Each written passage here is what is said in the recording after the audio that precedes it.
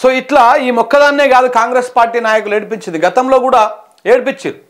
అయితే ఇట్లా ఈమె కొంత ఎమోషనల్ కాగానే మరి మన పొన్నం ప్రభాకర్ గౌడ్ గారికి ఏమవుతుందో నాకు అర్థం కాదు. కానీ అన్నింట్లల్లో లేనిపోయిన దాంట్లో పోయి ఏలు పెడతా ఉంటాడు మన పొన్నం ప్రభాకర్ గౌడ్ గారు. మంత్రి గారికి మరి ఈ ఉరుకులాట దేనికోసము, ఎందుకు జర నోరు ఎందుకు ఆయనకు కంట్రోలింగ్లో ఉండదు, దేనికి ఉండదో అర్థం కాదు. ఒక మహిళ పట్ల ఆయన ఆమె ఎన్నికల్లో ప్రచారం చేస్తూ ఉంటే అక్కడ కొంత ఎమోషనల్ అయిందా ఆ విషయం మీద మాట్లాడేటప్పుడు కొంచెం ఆచి తూచి మాట్లాడాలి కదా. చూడండి ఎట్లా మాట్లాడుతూ ఉన్నాడు ఆయన. ఆర్టిఫిషియల్ గా నువ్వు ఏడవాల్సిందే అని మీరు చెప్తున్నటువంటి అంతర్గతంగా కొంతమంది కార్యకర్తలు చెప్తున్నారు, నువ్వు ప్రతి డ్యాన్స్ లో ఏడవాలని ఆమె చెప్తుంటే కృత్రిమ ఏడుపు అనేటువంటిది మంచిది కాదు. ఆ సోదరి పట్ల మాకు సానుభూతున్నా. అయితే పొన్నం ప్రభాకర్ గౌడ్ గారు మన ఇంట్లో కూడా మన పెద్దవాళ్ళు, మన ఇంట్లో పెద్ద వాళ్ళందరూ కూడా కాలం చేస్తూ ఉంటారు. వాళ్ళ వయసు అయిపోయో అనారోగ్యం కారణం చేతనో ఇంకేదో కారణాల చేత కాలం చేస్తూ ఉంటారు. ఇప్పుడు వాళ్ళు కూడా ఇట్లా ఆర్టిఫిషియల్ ఏడుపుడేనా మీ ఇంట్లో? మొన్న మీరు దసరా పండుగ రోజు మీ ఫామ్ హౌస్లో మీ సోషల్ మీడియాలో పెట్టుకున్నారు కదా వ్యవసాయ క్షేత్రంలో అని, మీ ఫామ్ హౌస్లో మీరు వెళ్ళి మీ నాయన గారికి పూలు అది వేశారు, మీరు పోసి నివాళులు అర్పించారు. మరి అది మీ దొంగ ప్రేమనా, దొంగ నటన ప్రేమనా, ఏంటిది అది? ఆ నటననేనా? ఒకసారి మీరు చూపిస్తాను ఆగండి. మీ ట్విట్టర్లో ఉంది అది. పొన్నం ప్రభాకర్ గారు మీరు మొన్న దసరా పండుగ రోజు మీరు మీ నాయన గారికి నివాళులు అర్పించారండి. ఆ నివాళులు మరి దొంగ ప్రేమనా మంచి ప్రేమనా చెప్పాలి మీరు. దసరా పండుగ రోజు ఫామ్ హౌస్లో సేద తీరుతూ ఎన్నడొచ్చిందో దసరా పండుగ 2వ తారీఖు. ఎందుకు లేనిపోని వివాదాలలో పొన్నం ప్రభాకర్ గౌడ్ గారు ఎందుకు ఏలు పెడతారో అర్థం కాదు, ఎందుకు మాట్లాడతారో అర్థం కాదు. అరే మా గౌడ బిడ్డ జర కొంచెం ఆశ చూసి మాట్లాడదామని మనలాంటి అనిపించినా కానీ ఈయన పోయి ఏలు పెట్టి గెలుపుతూ ఉంటాడు. ఇగో ఇదేంటిదంటే ఇది కరీంనగర్లోని పద్మానగర్ వ్యవసాయ క్షేత్రంలో, అంటే మీదైతేనేమో వ్యవసాయ క్షేత్రం, అవతలైతేనేమో ఫామ్ హౌస్. అది వీళ్ళ వ్యవహారం చూడండి. కరీంనగర్లోని పద్మానగర్ వ్యవసాయ క్షేత్రంలో విజయదశమి సందర్భంగా మా తండ్రి గారి ఘాట్ వద్ద పూలమాలలు వేసి నివాళులు అర్పించడం జరిగింది. మరి ఇది మీరు దేనికోసం చేసిరు సార్? ఇది దేనికోసం చేసిరు? ఈడ మీ తండ్రి గారి ఫోటోలు పూలు పెట్టి అటు దండలు పెట్టి దండం పెట్టి, ఇది కూడా మీది నటననేనా? మరి మీ నాయన ఎప్పుడో చనిపోయి ఉంటాడు. మరి ఇప్పటిదాకా ఎందుకు గుర్తు చేసుకుంటారు? ఇంకా కూడా దేనికి గుర్తు చేసుకుంటున్నారు? పండుగ వచ్చినప్పుడు, పబ్బం వచ్చినప్పుడు, పెత్తరామాసకు దేనికి గుర్తు చేసుకుంటున్నారు? అది మీ తండ్రి గారి మీద మీకున్నటువంటి ప్రేమ. మీకు జన్మనిచ్చిండు, మీకు అలా మీరు ఇంత అయ్యారు అంటే దానికి కారణం ఆయన. సో కాబట్టి మీకు మీ తండ్రి గారి మీద ఉన్నటువంటి ప్రేమ అది. అందుకే మీ ఇంట్లో మంచి కార్యమైనా ఏ కార్యమైనా ముందు ఆయన కాడికి దండం పెట్టుకొని ఇన్ని పూలు పెట్టి రావడం మీకు అలవాటు కావచ్చు. అంటే మీకైతేనేమో ఒకటి లెక్క, మీరు ఇట్లా దండలు పెట్టుకొని దండం పెట్టుకుంటే తప్పులేదు. కానీ ఒక 6 నెలలు కూడా కాలేదు ఆయన చనిపోయి, మాగంటి గోపీనాథ్ గారు ఆయన చనిపోయి 6 నెలలు కూడా కాలే. పాపం ఆమె గుర్తొచ్చి ఆమె కన్నీళ్ళు పెట్టుకుంటే మాత్రం అది ఓట్ల రాజకీయము, ఆర్టిఫిషియల్ ఏడుపు అవుతుంది. ఇది ఎక్కడ దిక్కుమాలినటువంటి లాజిక్ ఇది?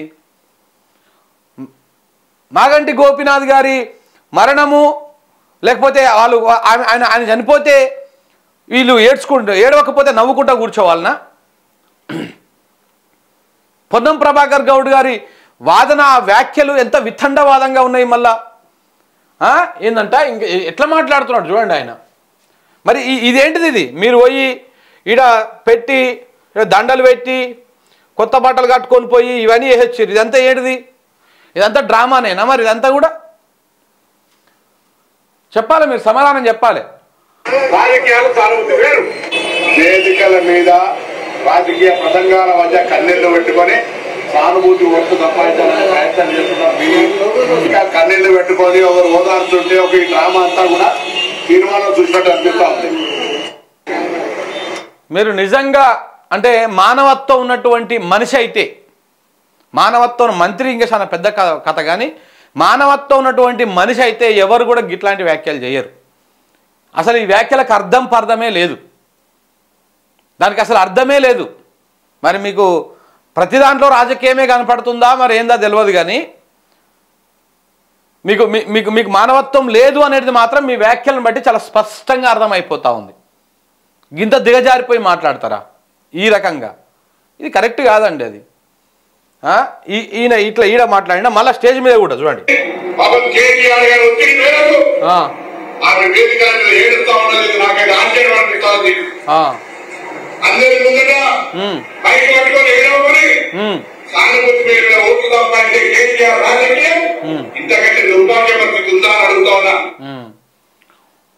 ఇక మాకు లేకపోయా కొంచెం కూడా గిత్తత కూడా అని చెప్పి చెప్తా ఉన్నాడు స్టేజ్ మీదకి ఎక్కి కూడా.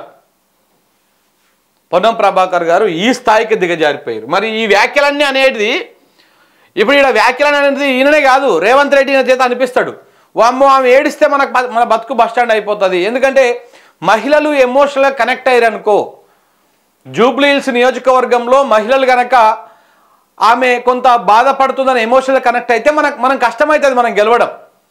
సో కాబట్టి మీరు ఆమె ఏడుపు డ్రామాని మీరు మొదలు పెట్టండి, మీరు షురు చేయండి అని చెప్పేసి పొన్నం ప్రభాకర్ గౌడ్. ఎందుకంటే ఇక ఈయనని అంతే ఓ బాధ అనకపోతే ఓ బాధ, ఏమున్నా ఉరికి ఎలిపెట్టేది ఈయననే. మొన్న అడ్లూరు లక్ష్మణ్ కుమార్ వ్యవహారంలో కూడా నోటి దురుసు అండి, ఇది నోటి దురుసుది. ఇంకా గట్టిగా మాట్లాడాలంటే నోటి దూల. పోయి ఆయన వివేక్ షవులా ఏదో చెప్పబోతుంది, అది మైకులో మొత్తం ప్రపంచం అంతా వినపడ్డాక ఏమైంది? అది చివరికి ఎటుపోయింది?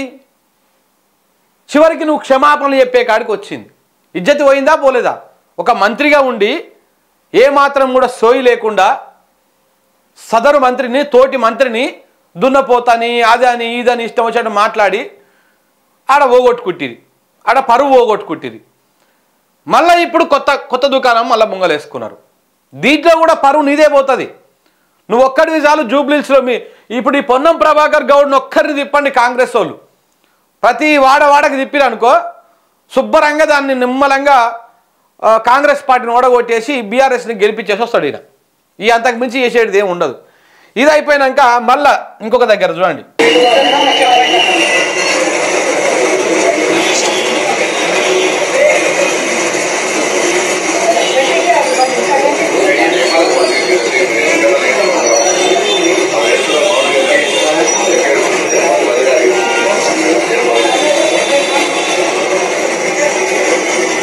ఈ అనేది అన్నాక కెమెరాలు ఉన్నాయా లేవా అని చూస్తున్నాడు.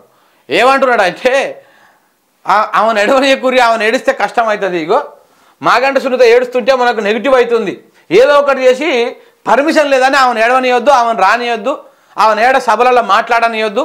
ఇగో ఇది అసలు కథ. ఇదంతా పొన్నం గారిదే. మరి ఎందుకో ఈయనకి ఇంత అదే అర్థం కాలేదు.